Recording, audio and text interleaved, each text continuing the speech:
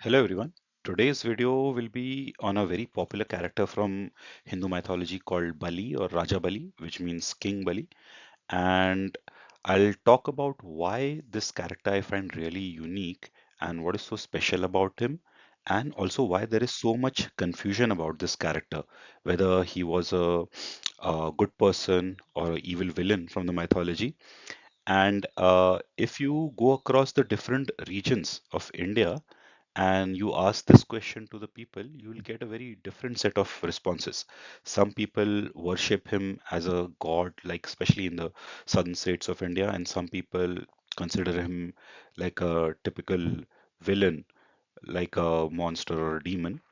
And most of the people have some idea that this was related to the Vishnu avatar called Vaman, but there is also a lot of confusion about what was his role and how he was.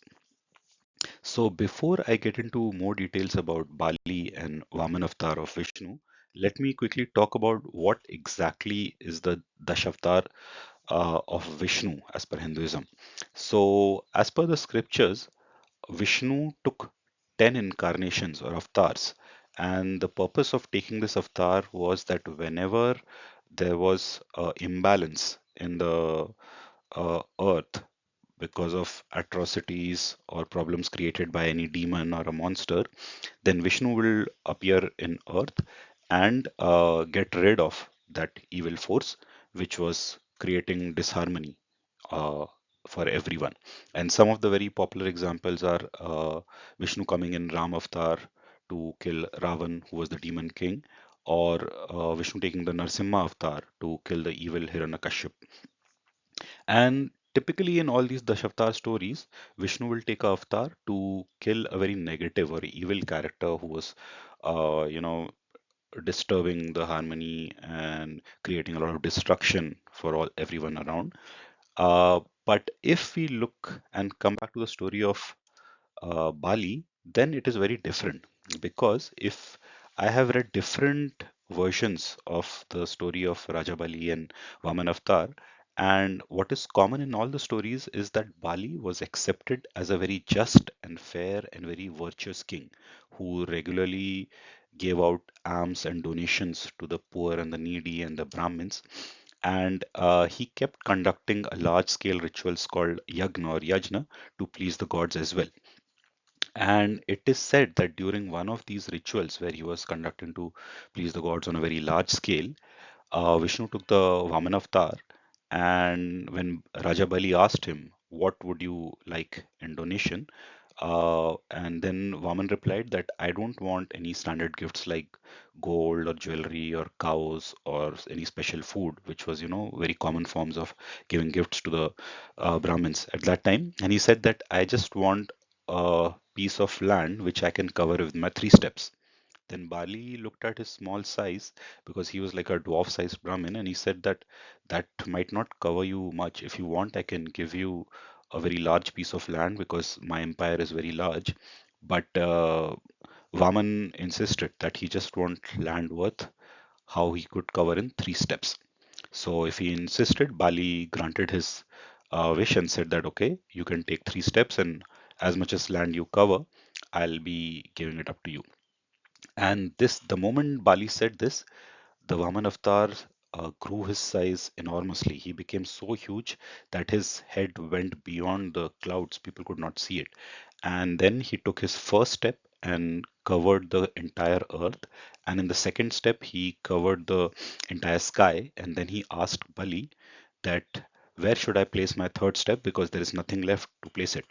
And for this, Raja Bali humbly bowed down and asked Vaman to put his third step on his head. And the moment Vaman did that, Bali went down to the underworlds, or which is called Patal Lok as per Hinduism and the scriptures. And then it created a balance again, and the power retained with the gods. So I will now talk about what makes Bali so unique. Because here, when you read the entire story, Bali did not harm anyone, he did not have any negative quality, he was very virtuous, always following the right way, taking care of his people in his kingdom. And the only reason why Vishnu took the avatar of Vaman and banished him from his kingdom and pushed him down to the Patal Lok is the reason that due to these regular yagna rituals conducted by Bali, his merits and virtues kept growing.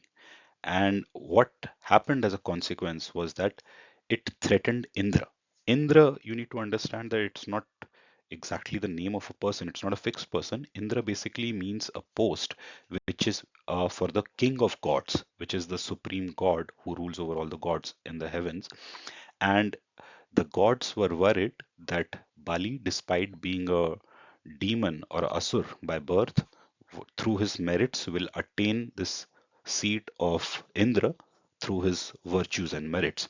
So that's why they asked Vishnu to maintain the balance of power with the gods, and he appeared on the earth to uh, punish Bali, though there was nothing wrong done by Bali, but he had to stop Bali from growing his virtues. And this is something which is a recurring theme in Hinduism. There are several stories when the rishis will be doing a lot of severe meditation or tap, and if before they achieve their powers, the gods will send some distraction in the form of some apsaras or beautiful dancers to distract them so they are not able to achieve the goal so that the power retains with the gods.